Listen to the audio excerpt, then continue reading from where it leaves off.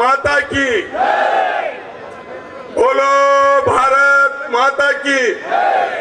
ಕಾಂಗ್ರೆಸ್ ಪಕ್ಷಕ್ಕೆ, ಕಾಂಗ್ರೆಸ್ ಪಕ್ಷಕ್ಕೆ.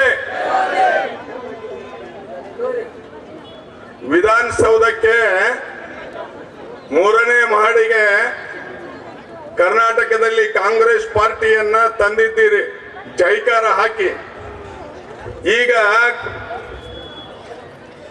ಬೆಂಗಳೂರು ಮತ್ತು ದಿಲ್ಲಿಗೆ, ಬೆಂಗಳೂರಿನ 4 ಪಟ್ಟು ದೂರದ ದಿಲ್ಲಿ, ಅದಕ್ಕೆ ನಾ ಏನ್ ಹೇಳ್ತೇನೆ ಅಂದ್ರೆ ದಿಲ್ಲಿಯ ಪಾರ್ಲಿಮೆಂಟ್ಗೆ ಈ ಧ್ವನಿ ಹೋಗ್ಬೇಕು ಅಂತೇಳಿ ಮತ್ತೊಮ್ಮೆ ನಾನು ಕಾಂಗ್ರೆಸ್ ಪಕ್ಷದ ಪರವಾಗಿ ಜೈಕಾರ ಹಾಕ್ತಾ ಇದ್ದೇನೆ. ಕಾಂಗ್ರೆಸ್ ಪಕ್ಷಕ್ಕೆ ನಿಮ್ಮೆಲ್ಲರಿಗೂ ವಿನಂತಿಯನ್ನು ಮಾಡಿಕೊಳ್ತಾನೆ, 2 ಕೈಯನ್ನ ಮೇಲೆತ್ತಿ ಕಾಂಗ್ರೆಸ್ ಪಕ್ಷಕ್ಕೆ ಜಯವಾಗಲಿ ಅನ್ಬೇಕು. ಕಾಂಗ್ರೆಸ್ ಪಕ್ಷಕ್ಕೆ, ಕಾಂಗ್ರೆಸ್ ಪಕ್ಷಕ್ಕೆ, ಕಾಂಗ್ರೆಸ್ ಪಕ್ಷದ ಜನಪರ ಕಾರ್ಯಕ್ರಮಗಳಿಗೆ, ಕಾಂಗ್ರೆಸ್ ಪಕ್ಷದ ಜನಪರ ಹೋರಾಟಕ್ಕೆ. ಸಾಕಾ ಆತ್ಮೀಯರೇ, ವೇದಿಕೆ ಮೇಲಿದ್ದಂತ ಗೌರವಾನ್ವಿತ ಎಲ್ಲ ಹಿರಿಯರನ್ನ ನಾ ಇವರ ಹೆಸರನ್ನ ಹೇಳಲಿಕ್ಕೆ ಹೋಗೋದಲ್ಲ, ಬಹಳಷ್ಟು ಜನ ಇದ್ದಾರೆ, ಸ್ವಾಗತವನ್ನ ಮಾಡಿದ್ದಾರೆ. ನಾ ಯಾರನ್ನು ಹೆಸರು ತೆಗೆದುಕೊಳ್ಳುವುದಲ್ಲ. ದಯಮಾಡಿ ವೇದಿಕೆ ಮೇಲಿದ್ದಂತ ಎಲ್ಲ ಗಣ್ಯರು ಕ್ಷಮೆಯನ್ನ ಕೋರ್ತಾ, ವೇದಿಕೆ ಮುಂಭಾಗದಲ್ಲಿರ್ತಕ್ಕಂಥ ಗೌರವಾನ್ವಿತ ಕಾಂಗ್ರೆಸ್ ಪಕ್ಷದ ನಿಷ್ಠಾವಂತ ಕಾರ್ಯಕರ್ತರಿಗೆ ಹಾಗೂ ಅಕ್ಕ ತಂಗಿಯರಿಗೆ, ಅಣ್ಣ ತಮ್ಮಂದಿರಿಗೆ ಈ ಸಭೆಯ ಮುಖಾಂತರ ನಿಮ್ಮೆಲ್ಲ ಪಾದಗಳಿಗೆ ನಾನು ನಮಸ್ಕಾರಗಳನ್ನು ಸಲ್ಲಿಸ್ತಾ ಇದ್ದೇನೆ. ಆತ್ಮೀಯರೇ, ಇದು ಭಾರತ ದೇಶದ ಲೋಕಸಭಾ ಚುನಾವಣೆ 2024ನೇ ಧಾರವಾಡ ಲೋಕಸಭಾ ಮತಕ್ಷೇತ್ರದ ನಮ್ಮ ಅಧಿಕೃತ ಅಭ್ಯರ್ಥಿ, ಕಾಂಗ್ರೆಸ್ ಪಕ್ಷದ ಅಧಿಕೃತ ಅಭ್ಯರ್ಥಿ, ಯುವ ನಾಯಕ, ತಾಲೂಕಿನ ಅಧ್ಯಕ್ಷನಾಗಿ, ಜಿಲ್ಲೆಯ ಕಾಂಗ್ರೆಸ್ಸಿನ ಯುವ ಮೋರ್ಚಾ ಅಧ್ಯಕ್ಷರಾಗಿ, ಮೊನ್ನೆ ತಾನೇ ಕ್ರೀಡಾ ಪ್ರಾಧಿಕಾರದ ಉಪಾಧ್ಯಕ್ಷರಾಗಿ ಕರ್ನಾಟಕ ಸರ್ಕಾರದಲ್ಲಿ ನಿಮ್ಮೆಲ್ಲರ ಆಶೀರ್ವಾದವನ್ನ ಪಡೀಲಿಕ್ಕೆ ಅವರು ಕೂತಿದ್ದಾರೆ. ನಾನು ಹೆಚ್ಚು ಮಾತನಾಡ್ಲಿಕ್ಕೆ ಹೋಗೋದಿಲ್ಲ. ಅಭ್ಯರ್ಥಿಯ ಬಗ್ಗೆ 1-2 ಮಾತು, ಪಕ್ಷದ ಸಾಧನೆಯ ಬಗ್ಗೆ 1-2 ಮಾತನ್ನು ಹೇಳಿ ನನ್ನ ಮಾತನ್ನ ಮುಗಿಸ್ತಾ ಇದ್ದೇನೆ. ವಿನೋದ ಶೆಟ್ಟಿ ಸ್ವಲ್ಪ ಸಮಯದಲ್ಲಿ ಬಹಳಷ್ಟು ಎತ್ತರಕ್ಕೆ ಬೆಳೆದಿದ್ದಾರೆ ಅಂತ ಹೇಳಿದ್ರೆ ಅದು ತಪ್ಪಾಗ್ಲಿಕ್ಕಿಲ್ಲ ಅನ್ನಂತ ಮಾತು. ಯಾಕೆ ಸ್ವಲ್ಪ ಸಮಯದಲ್ಲಿ ಎತ್ತರಕ್ಕೆ ಬೆಳೀತಾರ ಅಂದ್ರೆ 10 ಹಲವಾರು ಕಾರಣಗಳಿಂದ ಬೆಳೀತಾರೆ. ವಿನೋದ ಶೆಟ್ಟಿ ನವಲಗುಂದ ತಾಲೂಕಿನಲ್ಲಿ ಬೆಳೆದಂತ ಒಬ್ಬ ಯುವಕ. ಆತ ಮೊನ್ನೆ 2023 ಚುನಾವಣೆಯಲ್ಲಿ ಕಾಂಗ್ರೆಸ್ ಪಕ್ಷಕ್ಕೆ ನಿಷ್ಠೆಯಿಂದ ದುಡಿದು ನಾನು ಸಹ MLA ಆಗಬೇಕು ಅನ್ನಂತ ಒಂದು ಕನಸಂಡ ಕಂಡಂತ ಯುವಕ. ಆ ಯುವಕ ಪಕ್ಷವನ್ನ ಸಂಘಟನೆಯನ್ನ ಮಾಡಿ ಕಾರಣಾಂತರಗಳಿಂದ ಅಲ್ಲಿ ಕೋನ್ ರೆಡ್ಡಿ ಅವರು ಬಂದಾಗ ಇವರ ಪರವಾಗಿ ಸುಮಾರು 20ರಿಂದ 25 ಸಾವಿರ ಮತಗಳ ಮತದಾರರು ಬಂದು ವಿನೋದಣ್ಣ ನೀನೇ ನಿಲ್ಲಬೇಕು ಅನ್ನಂತ ಒತ್ತಾಯವನ್ನ ಮಾಡಿದಾಗ ಅವತ್ತ ಒಂದು ನಿರ್ಣಯವನ್ನ ತೆಗೆದುಕೊಂಡ್ರು. ಪಕ್ಷ ತಂದೆ ತಾಯಿ ಇದ್ದಂಗ, ಪಕ್ಷ ತಂದೆ ತಾಯಿ ಇದ್ದಂಗ, ಪಕ್ಷ ಏನ್ ಹೇಳ್ತಾನೆ ಅದನ್ನ ಮಾಡ್ತಾನೆ ಅನ್ನಂತ ಮಾತನ್ನ ಹೇಳಿದ್ರು. ಅವತ್ತ ರಾಷ್ಟ್ರೀಯ ಪ್ರಧಾನ ಕಾರ್ಯದರ್ಶಿಗಳಾದಂತ, ಕರ್ನಾಟಕದ ಉಸ್ತುವಾರಿಗಳಾದಂತ ಸನ್ಮಾನ್ಯ ಸುರ್ಜೇವಾಲಾ ಸಾಹೇಬರು ಹೆಲಿಕಾಪ್ಟರ್ ಮುಖಾಂತರ ಹೋಗಿ ಅವರನ್ನ ಮನವೊಲಿಸಿ ಕೋನ್ ರೆಡ್ಡಿ ಅವರ ಪರವಾಗಿ ಚುನಾವಣೆ ಮಾಡು, ಪಕ್ಷದ ಪರವಾಗಿ ಚುನಾವಣೆಯನ್ನು ಮಾಡು ಅಂದಾಗ ಬಹಳಷ್ಟು ಸಂತೋಷದಿಂದ ಕೋನ್ ರೆಡ್ಡಿ ಅವರನ್ನ ವಿಧಾನಸೌಧಕ್ಕೆ ಕಳಿಸಿದ ಕೀರ್ತಿ ಸನ್ಮಾನ್ಯ ಅಸೂಟಿ ಅವರಿಗೆ ಸಲ್ತದೆ ಅಂತ ನಾನು ಈ ಮಾತನ್ನು ಹೇಳ್ತಾ ಇದ್ದೇನೆ. ಅವರ ನಿಷ್ಠೆಗೆ, ಪಕ್ಷದ ನಿಷ್ಠೆಗೆ ಕ್ರೀಡಾ ಪ್ರಾಧಿಕಾರದ ಉಪಾಧ್ಯಕ್ಷರನ್ನಾಗಿ ಮಾಡಿದರು. ಮುಂದೆ ಕಾಂಗ್ರೆಸ್ ಪಾರ್ಟಿಯ ಎಲ್ಲ ನಾಯಕರು ಕೂಡಿಕೊಂಡು ಧಾರವಾಡ ಲೋಕಸಭಾ ಕ್ಷೇತ್ರದ ಅಭ್ಯರ್ಥಿಯನ್ನಾಗಿ ಮಾಡಿ ನಿಮ್ಮೆಲ್ಲರ ಆಶೀರ್ವಾದವನ್ನ ತೆಗೆದುಕೊಳ್ಳಿಕ್ಕೆ ಇಲ್ಲಿ ಬಂದಿದ್ದಾರೆ. ಅವರಿಗೆ ಆಶೀರ್ವಾದವನ್ನ ಮಾಡಬೇಕು ಅನ್ನಂತ ವಿನಂತಿಯನ್ನ ಈ ವೇದಿಕೆ ಮುಖಾಂತರ ನಾನು ಕೇಳ್ತಾ ಇದ್ದೇನೆ. ಇಡೀ ಜಿಲ್ಲೆಯಾದ್ಯಂತ ಅಂದ್ರೆ ಧಾರವಾಡ ಲೋಕಸಭಾ ಕ್ಷೇತ್ರದಾದ್ಯಂತ ಹೋದಲ್ಲೆಲ್ಲ ಇದೇ ರೀತಿ ಸಭೆ ಸೇರಿ ವಿನೋದ ಶೆಟ್ಟಿಯವರನ್ನ ಪಾರ್ಲಿಮೆಂಟ್ಗೆ ಕಳಿಸ್ತೇವೆ, MP ಯನ್ನಾಗಿ ಮಾಡ್ತೇವೆ ಅನ್ನಂತ ಮಾತನ್ನ ಇವತ್ತ ಜನಸಾಮಾನ್ಯರು ಇವತ್ತು ಮಾತಾಡ್ತಾ ಇದ್ದಾರೆ. ಹೇಗ್ ಮಾತನಾಡ್ತಾ ಇದ್ದಾರೆ ಅಂತ ಹೇಳಿದ್ರೆ ಯಾಕೆ ಮಾತನಾಡ್ತಾ ಇದ್ದಾರೆ ಅಂತ ಹೇಳಿದ್ರೆ ಅದಕ್ಕೆ 10 ಹಲವಾರು ಕಾರಣಗಳದಾವ. ಕುಂತಲ್ಲೇ ನಿಂತಲ್ಲೇ ಕಾಂಗ್ರೆಸ್ ಪಕ್ಷದ ಪರವಾಗಿ ಮತವನ್ನ ಹಾಕಬೇಕು ಅನ್ನಂತ ನಿರ್ಣಯವನ್ನ ಇವತ್ತು ಕರ್ನಾಟಕದಾದ್ಯಂತ ನಿರ್ಣಯ ಮಾಡಿ ಅಣ್ಣಂದಿರು ತಾಯಂದಿರು ಇವತ್ತು ಇವರಿಗೆಲ್ಲರಿಗೂ ಸಹ ವೆಲ್ಕಮ್ ಅಂದ್ರೆ ಸ್ವಾಗತವನ್ನ ಮಾಡ್ಲಿಕ್ಕೆ ಬಂದಾರ ಅಂತ ಹೇಳಿದ್ರ ಏನ್ ಕಾರಣ ಇರಬಹುದು ತಾವೆಲ್ಲ ವಿಚಾರ ಮಾಡಿ. ಕಾರಣ ಏನು ಅಂತ ಹೇಳಿದ್ರ ಮೊನ್ನೆ ವಿಧಾನಸಭೆಯ ಚುನಾವಣೆಯ ಸಂದರ್ಭದಲ್ಲಿ ಈ ರಾಜ್ಯದ ಮುಖ್ಯಮಂತ್ರಿಗಳಾದಂತಹ ಸನ್ಮಾನ್ಯ ಸಿದ್ದರಾಮಯ್ಯನವರು ಚುನಾವಣೆಯ ಸಂದರ್ಭದಲ್ಲಿ 5 ಗ್ಯಾರಂಟಿಗಳನ್ನ ಕೊಟ್ಟಿದ್ರು. 5 ಗ್ಯಾರಂಟಿಗಳನ್ನ ಅವತ್ತ ಗ್ಯಾರಂಟಿ ಈ 5 ಗ್ಯಾರಂಟಿಗಳನ್ನ ಚುನಾವಣೆಯ ನಂತರ ಅಧಿಕಾರಕ್ಕೆ ಬಂದ ತಕ್ಷಣ ನಾವು ಅದನ್ನ ಜಾರಿ ಮಾಡ್ತೇವೆ ಅನ್ನಂತ ಮಾತನ್ನ ಸನ್ಮಾನ್ಯ ಸಿದ್ದರಾಮಯ್ಯನವರು DK ಶಿವಕುಮಾರ್ ಅವರು ನಾವು ನಮ್ಮ ಕಾರ್ಯಕರ್ತರ ಜೊತೆಗೆ ಗ್ಯಾರಂಟಿ ಕಾರ್ಡ್ ಅನ್ನ ನಿಮ್ಮ ಮನೆಗೆ ನಾವು ಸಹಿ ಮಾಡಿ ಕಳಿಸಿದ್ದು ನಿಮಗೆ ನೆನಪು ಮಾಡ್ತಾ ಇದ್ದೇನೆ. ಯಾಕೆ ಆ ಗ್ಯಾರಂಟಿ ಭರವಸೆಗಳನ್ನ ನೋಡಿ ಕೇಳಿ ಮತವನ್ನ ಹಾಕಿದ್ರಿ ಅಂತ ಹೇಳಿದ್ರ ಸನ್ಮಾನ್ಯ ಸಿದ್ದರಾಮಯ್ಯನವರು ಕಾಂಗ್ರೆಸ್ ಪಾರ್ಟಿ 2013ರಿಂದ 2018ರವರೆಗೆ ಈ ರಾಜ್ಯದ ಜನತೆಗೆ, ಬಡವರಿಗೆ, ಕೂಲಿಕಾರರಿಗೆ, ಹಿಂದುಳಿದವರಿಗೆ, ಮಧ್ಯಮ ವರ್ಗದವರಿಗೆ ಎಲ್ಲ ರೀತಿಯ ಸಹಾಯ ಸಹಕಾರವನ್ನ ಮಾಡಿ ತಮ್ಮ ಚುನಾವಣೆಯ ಸಂದರ್ಭದಲ್ಲಿ ಕೊಟ್ಟಂತ 60 ಭರವಸೆಗಳನ್ನು ಈಡೇರಿಸಿ ನುಡಿದಂತೆ ನಡೆದ ಸರ್ಕಾರ ಯಾವುದಾದರೂ ಇದ್ದರೆ ಅದು ಸನ್ಮಾನ್ಯ ಸಿದ್ದರಾಮಯ್ಯನವರ ಸರ್ಕಾರ. 5 ವರ್ಷ ಏನು ಗ್ಯಾರಂಟಿ ಹೇಳಿದ್ದನ್ನ ಮಾಡಿದೆ. ಇದು ಚುನಾವಣೆಯ ಸಂದರ್ಭದಲ್ಲಿ ಜನರಿಗೆ ಭರವಸೆಯನ್ನ ಕೊಟ್ಟಂತ ಮಾತನ್ನ ನಡೆಸ್ತಾರ ಅಂತ ಹೇಳಿ ಏನು ಪ್ರಣಾಳಿಕೆಯಲ್ಲಿ ಕೊಟ್ಟಿದ್ದಲ್ಲ ಆ ಮಾತನ್ನ ಈಡೇರಿಸಿದ್ದರಿಂದ ನೀವು ಮುಂದೆ ಕಾಂಗ್ರೆಸ್ ಸರ್ಕಾರ ಬಂದರೂ ಸಹ 5 ಗ್ಯಾರಂಟಿಗಳನ್ನ ನೋಡಿ ಇವತ್ತ ಕಾಂಗ್ರೆಸ್ ಪಾರ್ಟಿಗೆ ಮತವನ್ನ ಹಾಕಿದ್ದೀರಿ. ನಾನು ಇನ್ನೊಂದು ಮುಂದುವರೆದ ಮಾತನ್ನ ಹೇಳ್ತಾ ಇದ್ದೇನೆ. ಚುನಾವಣೆ ಆಯ್ತು, ಸರ್ಕಾರ ರಚನೆ ಆಯ್ತು.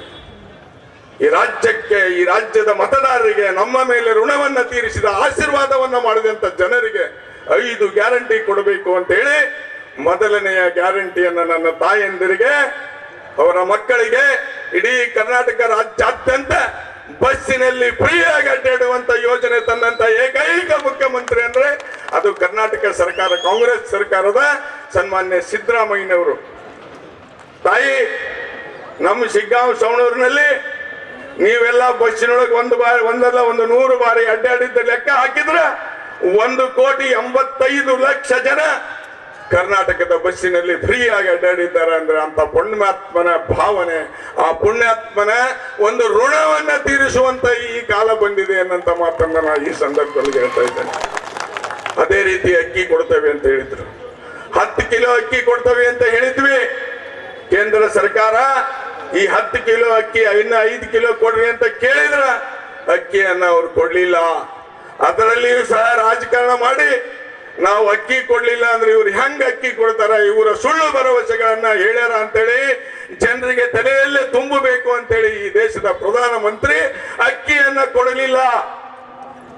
ಸನ್ಮಾನ್ಯ ಸಿದ್ದರಾಮಯ್ಯನವರು ಅಕ್ಕಿ ಕೊಡ್ಲಿಕ್ಕೆ ಏನಾಯ್ತು, ನಾನು ಮಾತು ಕೊಟ್ಟಿದ್ದೇನೆ 5 ಕಿಲೋ ಅಕ್ಕಿ ಕೊಡ್ತೇನೆ ನನ್ನ ಸರ್ಕಾರದಿಂದ, ಅದರ ಜೊತೆಗೆ 130 ರೂಪಾಯಿದಂಗ 170 ರೂಪಾಯಿದಂಗ ಅಂದ್ರೆ 34 ರೂಪಾಯಿಗೆ 1 ಕಿಲೋ, 5 ಕಿಲೋ ಅಕ್ಕಿಯ 170 ರೂಪಾಯಿಯನ್ನ ಪ್ರತಿದಿನ ಪ್ರತಿ ತಲೆಗೆ ಅಕೌಂಟ್ಗೆ ರೊಕ್ಕ ಹಾಕಿದಂತ ಕೀರ್ತಿ ಸನ್ಮಾನ್ಯ ಸಿದ್ದರಾಮಯ್ಯನವ್ರದ್ದು ನಮ್ಮ ಸರ್ಕಾರಕ್ಕೆ ತಡ್ತಾ ಇದೆ.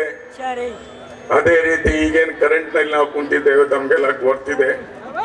200 ಯೂನಿಟ್ವರೆಗೆ ಕರೆಂಟ್ ಕೊಡ್ತೇನೆ ಅನ್ನಂತ ಮಾತನ್ನ, ಫ್ರೀ ಕೊಡ್ತೇನೆ ಅನ್ನಂತ ಮಾತನ್ನ ಅವತ್ತಿನ ಸಂದರ್ಭದಲ್ಲಿ ಯಾಸಿರ್ ಖಾನ್ ಪಠಾಣರ ಚುನಾವಣೆಯ ಸಂದರ್ಭದಲ್ಲಿ ಅವನು ಹಳ್ಳಿಗೆ ಹೋಗಿ ಹೇಳಿದ್ವಿ.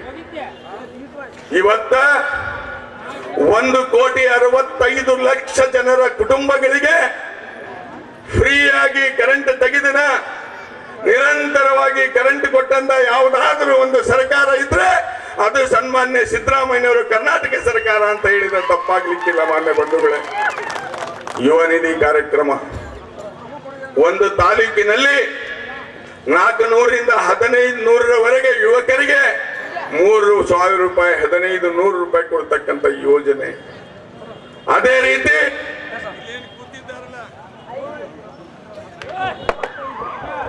ಸರ್ಕಾರ ನಮ್ಮದು ಕರೆಂಟ್ ಏನು ಹೋಗೋದಿಲ್ಲ. ಬಿಜೆಪಿ ಅವರಂಗ ಟೀಕೆ ಮಾಡ್ಲಿಕ್ಕೆ ಹೋಗ್ಬಾರ್ದು. ಬಹಳ ಅಲರ್ಟ್ ಇದೆ ನಮ್ಮ ಸರ್ಕಾರ. ಇದು ಮಿಸ್ಟೇಕ್ ಇದ್ರದ್ದು ಕರೆಂಟ್ನವ್ರದೆಲ್ಲ ತಿರುಗಿ ಗೊತ್ತಿರ್ತದೆ. ಕರೆಂಟ್ ಎಂದೂ ಹೋಗೋದಿಲ್ಲ. ಅದೇ ರೀತಿ ಇಲ್ಲಿದ್ದಂತ ತಾಯಂದಿರಿಗೆ ಗೃಹಲಕ್ಷ್ಮಿ ಯೋಜನೆಯನ್ನ ಪ್ರತಿ ತಿಂಗಳು 2,000 ರೂಪಾಯಿ ಕೊಡ್ತೇವೆ ಅನ್ನಂತ ಮಾತನ್ನ ನಾವು ಹೇಳಿದ್ವಿ. ನಿಮಗೆಲ್ಲ 2,000 ರೂಪಾಯಿ ಬರ್ತಾ ಇದೆ ಅನ್ನೋದನ್ನ ಹೇಳ್ತಾ ಇದ್ದೆ. ಕರ್ನಾಟಕ ರಾಜ್ಯದ ಮಹಿಳೆಯರಿಗೆ, ನನ್ನೆಲ್ಲ ಅಕ್ಕ ತಂಗಿಯರಿಗೆ, ಪ್ರತಿಯೊಬ್ಬದ ಕುಟುಂಬದ ಯಜಮಾನಿಗೆ ಪ್ರತಿ ತಿಂಗಳು ಮುಖ್ಯಮಂತ್ರಿಗಳು ಇವತ್ತು ಕೊಟ್ಟಿದ್ದಾರೆ. ನಾನು ನಿಮಗೆ ವಿನಂತಿಯನ್ನ ಮಾಡಿಕೊಳ್ತಾ ಇದ್ದೇನೆ. ಒಂದು ಕ್ಷೇತ್ರದಲ್ಲಿ ಒಂದು ವಿಧಾನಸಭಾ ಕ್ಷೇತ್ರದಲ್ಲಿ ಸುಮಾರು 60ರಿಂದ 85,000 ಜನರಿಗೆ ಕರ್ನಾಟಕ ರಾಜ್ಯದ ಮುಖ್ಯಮಂತ್ರಿಗಳು ಕೊಟ್ಟಂತ ಕಾಂಗ್ರೆಸ್ ಸರ್ಕಾರದ ಎಲ್ಲ ಸವಲತ್ತುಗಳು ಇವತ್ತು ಮುಟ್ತಾ ಇವೆ. ಇನ್ನೊಂದು ಮುಂದುವರೆದ ಭಾಗ, ಈ ಒಂದು ಚುನಾವಣೆಯಲ್ಲಿ 9 ಭರವಸೆಗಳನ್ನ ನಮ್ಮ ಕಾಂಗ್ರೆಸ್ ಪಾರ್ಟಿ ಅಧಿಕಾರಕ್ಕೆ ಬಂದೇ ಬರುತ್ತದೆ. ಎಲ್ಲರ ಆಶೀರ್ವಾದದಿಂದ ಸನ್ಮಾನ್ಯ ವಿನೋದ್ ಅಸೂಟಿ ಅವರನ್ನ ಈ ಕ್ಷೇತ್ರದ ಎಂಪಿಯನ್ನಾಗಿ ಮಾಡಿ ದಿಲ್ಲಿಗೆ ಕಳಿಸಿಕೊಡೋದು 100ಕ್ಕೆ 100ರಷ್ಟು ಸತ್ಯ.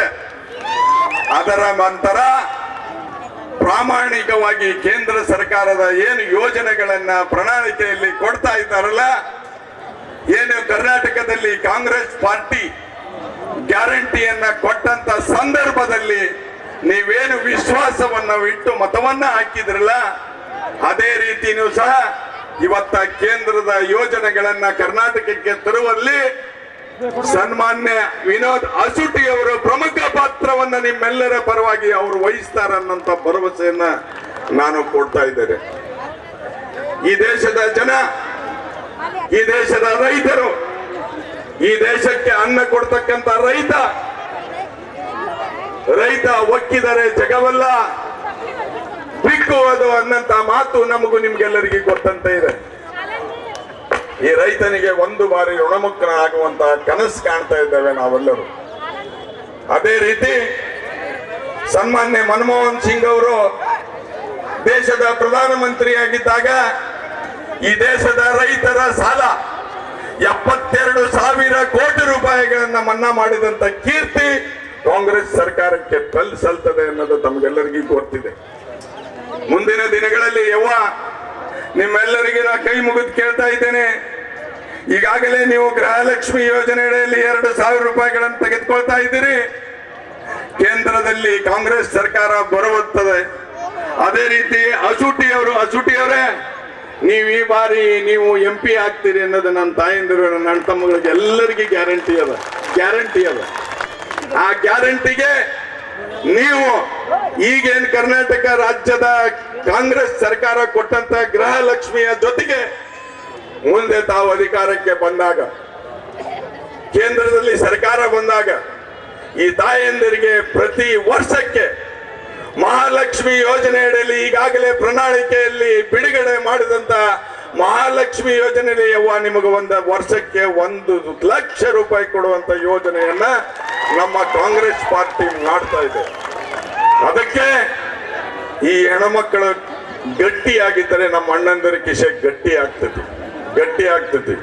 ನಿಮಗೂ ಸಹ ಕೇಂದ್ರದಲ್ಲಿ ಕಾಂಗ್ರೆಸ್ ಪಾರ್ಟಿ ಅಧಿಕಾರಕ್ಕೆ ಬಂದೇ ಬಂದರೆ ಈ ದೇಶದ ರೈತನ ಸಂಪೂರ್ಣ ಸಾಲವನ್ನ ಮನ್ನಾ ಮಾಡತಕ್ಕಂತ ಒಂದು ಪ್ರಣಾಳಿಕೆಯನ್ನ ನಮ್ಮ ಸರ್ಕಾರ ಹಾಕಿಕೊಂಡಿದೆ. ಇನ್ನು ಹಲವಾರು ಯೋಜನೆಗಳನ್ನ ಇವತ್ತು ನಮ್ಮ ಸರ್ಕಾರ ಹಾಕಿದೆ. ಈ ವಿರೋಧ ಪಾರ್ಟಿಯವರಿಗೆ ಸಂಕಟ ಬಿದ್ದಿದೆ.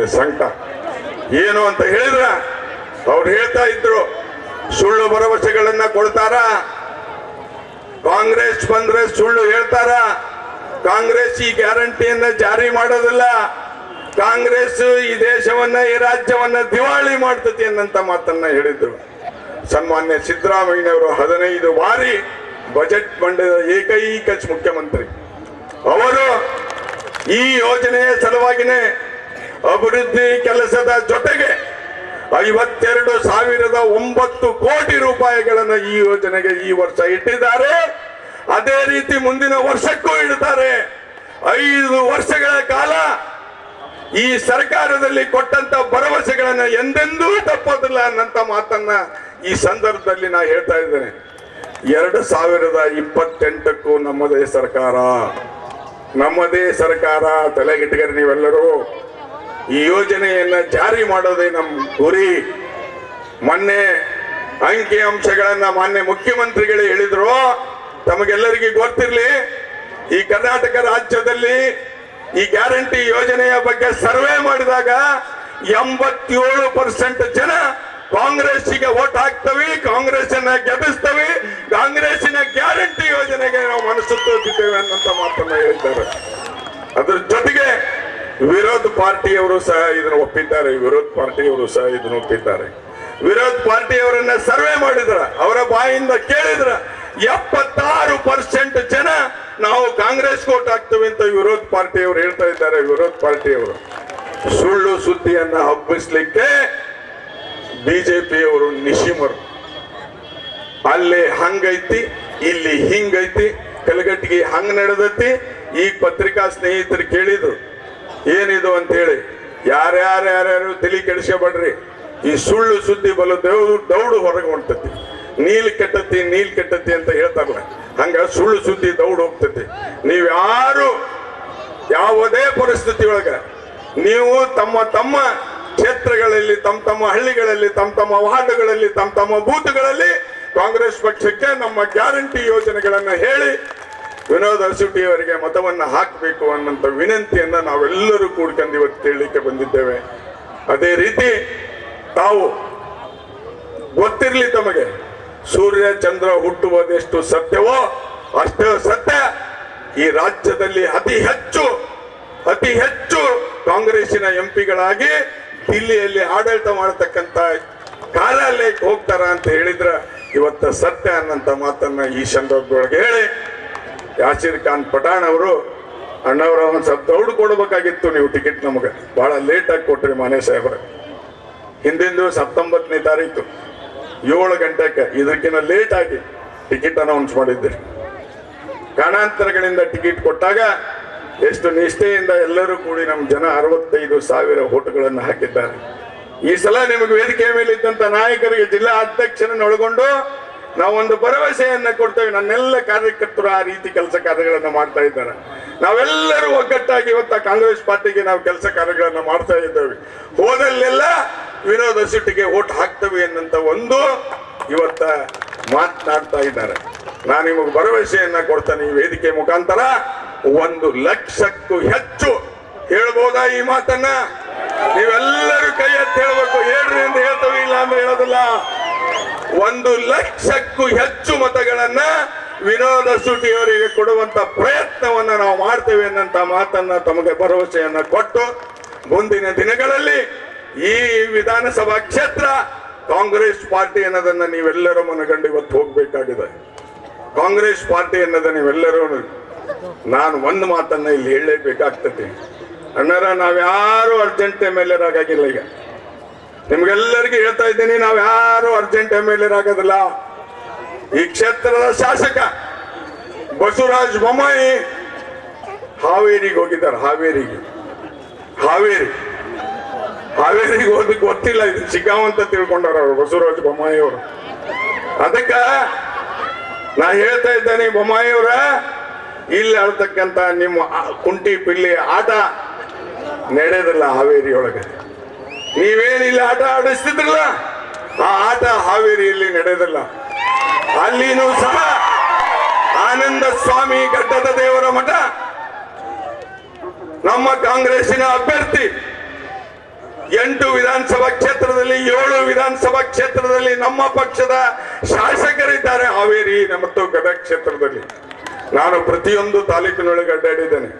ಸನ್ಮಾನ್ಯ ಮಾನೆಯವರ ಜೊತೆಯಲ್ಲಿ ಹಾನಗಲ್ ತಾಲೂಕು, ಬಣಕಾರ್ ಅವರ ಜೊತೆಯಲ್ಲಿ ಹಿರೇಕೆರೂರು ತಾಲೂಕು, ಪ್ರಕಾಶ್ ಕೋಳಿವಾಡ ಅವರ ಜೊತೆಯಲ್ಲಿ ರಾಣಿಬೆನ್ನೂರು ತಾಲೂಕು, ರುದ್ರಪ್ಪಣ್ಣ ಲಮಾಣಿ ಅವರ ಜೊತೆಯಲ್ಲಿ ಇವತ್ತ ಹಾವೇರಿ ತಾಲೂಕನ್ನ ಅಡ್ಡಾಡಿದ್ದೇನೆ.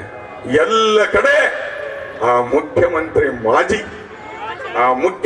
ಮಾಜಿ ಬೇರೆ ಮುಖ್ಯಮಂತ್ರಿಗಳ ಕ್ಷೇತ್ರವನ್ನ ನೋಡಿಕೊಂಬಂದು ನಮ್ಮಲ್ಲಿ ಓಟ್ ಕೇಳಲಿ ಅಂತ ಹೇಳ್ತಾರ. ಶಿವಮೊಗ್ಗಕ್ಕೆ ಹೋಗ್ರಿ, ಬಂಗಾರಪ್ಪನವ್ರು ಯಾವ ರೀತಿ ಅಲ್ಲಿಯ ಒಂದು ಅಭಿವೃದ್ಧಿಯನ್ನ ಮಾಡಿದ್ದಾರೆ ತಾವೆಲ್ಲ ನೋಡ್ರಿ. ಗುಲ್ಬರ್ಗ ಕಲಬುರಗಿಗೆ ಹೋಗ್ರಿ, ಧರ್ಮಶೇಖರ್ ಅವರು ನಮ್ಮ ರಾಷ್ಟ್ರೀಯ ಅಧ್ಯಕ್ಷರು ಖರ್ಗೆಜಿ ಅವರು ಯಾವ ರೀತಿ ಅಭಿವೃದ್ಧಿಯನ್ನ ಮಾಡಿದ್ದಾರೆ. ಮೈಸೂರಿಗೆ ಹೋಗ್ರಿ, ಈಗಿನ ಮುಖ್ಯಮಂತ್ರಿಗಳಾದಂತ ಸನ್ಮಾನ್ಯ ಸಿದ್ದರಾಮಯ್ಯರು ಯಾವ ರೀತಿ ಅಭಿವೃದ್ಧಿಯನ್ನ ಮಾಡಿದ್ದಾರೆ ಅಂತ ತಾವು ನೋಡ್ರಿ. ಇವ್ರು ಏನ್ ಮಾಡ್ಯಾರ್ರಿ? ಜಾತಿಗಳ ಮಧ್ಯದಲ್ಲಿ ವಿಷ ಬೀಜವನ್ನ ಬಿತ್ತಿ ತಾನು ಅಧಿಕಾರಕ್ಕೆ ಬರುವಂತ ಇಂದ ನೀಚತನದ ಪರಮಾವಧಿಯನ್ನ ಮಾಡಿಕೊಂಡು ಹಾವೇರಿಗೆ ಹೋಗಿದ್ದಾರೆ. ಬುದ್ಧಿ ಕೆಲಸ್ತಾರ. ಹಾವೇರಿಗೆ ಸಿಗಬಾರದಂತ, ಹಾಯ್ಬಾರದಂತ, ಸಿಗಬಾರದಂತ ಸಿಕ್ಕಿಬಿಟ್ಟಿರಿ ನೀವು ಬೊಮ್ಮಾಯಿಯವರೇ. ಹಾವೇರಿಗೆ ನೀವು ಹಾಯಕ ಆಗೋದಿಲ್ಲ ಅನ್ನಂತ ಮಾತನ್ನ ಹೇಳಿ ನಿಮ್ಮ ಕಳ್ಳು ಬಳ್ಳಿ ಎಲ್ಲೆದಾರ, ಆತ್ಮೀಯ ಸ್ನೇಹಿತರು ಎಲ್ಲೆದಾರ, ಇಡೀ ಕ್ಷೇತ್ರದಲ್ಲಿ ಅವರಿಗೆ ಫೋನಿನ ಮುಖಾಂತರ ಆನಂದ ಸ್ವಾಮಿ ಗಡ್ಡತ್ತೇವರ ಮಠರಿಗೆ ಮತ ಹಾಕಬೇಕು ಅನ್ನೋದನ್ನ ತಿಳಿಸ್ಬೇಕು. ನಿಮ್ಮೆಲ್ಲರಿಗೂ ನಾವು ವಿನಂತಿ ಮಾಡ್ತಾ ಇದ್ದೇನೆ. ಈ 2 ಕ್ಷೇತ್ರ ಧಾರವಾಡ ಮತ್ತು ಹಾವೇರಿ ಗದಗ ಲೋಕಸಭಾ ಕ್ಷೇತ್ರ ಕಾಂಗ್ರೆಸ್ಸಿನ ಪಾಲಾಗಬೇಕು ಅನ್ನಂತ ವಿನಂತಿಯನ್ನ ನಾವು ಮಾಡ್ಕೊಳ್ತಾ ಇದ್ದೇವೆ. ಯಾವ ಮುಂದುವರಿದ ಜನಾಂಗ ಭಾರತೀಯ ಜನತಾ ಪಾರ್ಟಿಯ ಕೂಡ ಐತಿ ಅಂತ ಹೇಳ್ತಿದ್ರು, ಆ ಮುಂದುವರೆದ ಜನಾಂಗ ಇವತ್ತು ಕಾಂಗ್ರೆಸ್ ಪಾರ್ಟಿಗೆ ಕಟ್ಟಾಯ ಅಭಿಮಾನಿಗಳಾಗಿ ಮತವನ್ನ ಹಾಕಬೇಕು ಅಂತ ಎಲ್ಲರೂ ನಿರ್ಧಾರವನ್ನ ಮಾಡಿದ್ದಾರೆ. ಅದಕ್ಕೆ ಯಾವುದೇ ತರಹದ ಸುಳ್ಳು ಸುದ್ದಿಗಳಿಗೆ ತಾವು ಕಿವಿಗೊಡದೆ ನಮ್ಮ ಇಬ್ಬರು ಅಭ್ಯರ್ಥಿಯನ್ನ, ಯಾಕಂದ್ರೆ ನಾ ಯಾಕೆ ಹೇಳ್ತಾನೆ ಅಂದ್ರೆ 2 ಕಡೆ ನಾವು ಒಬ್ಬರಿಗೊಬ್ಬರು ಬೆರೆತ್ಕೊಂಡಿದ್ದೇವೆ. ಆ ಇಬ್ಬರು ಅಭ್ಯರ್ಥಿಯನ್ನ ಅತಿ ಹೆಚ್ಚು ಮತಗಳ ಅಂತರದಿಂದ ಆರಿಸ್ತರಬೇಕು ಅನ್ನೋಂಥ ವಿನಂತಿಯನ್ನ ಮಾಡಿ, ವಿಶೇಷವಾಗಿ ವೇದಿಕೆ ಮೇಲೆ ಕೂತಂತ ಎಲ್ಲ ಹಿರಿಯರಿಗೆ ಈ 2 ಕ್ಷೇತ್ರಗಳು ಕಾಂಗ್ರೆಸ್ ಪಾಲಾಗ್ತವೆ ಅನ್ನಂತ ಮಾತನ್ನ ಹೇಳಿ ತಮ್ಮೆಲ್ಲರಿಗೆ ವಂದಿಸಿ ನನ್ನ ಮಾತನ್ನ ಮುಗಿಸ್ತಾ ಇದ್ದೇನೆ.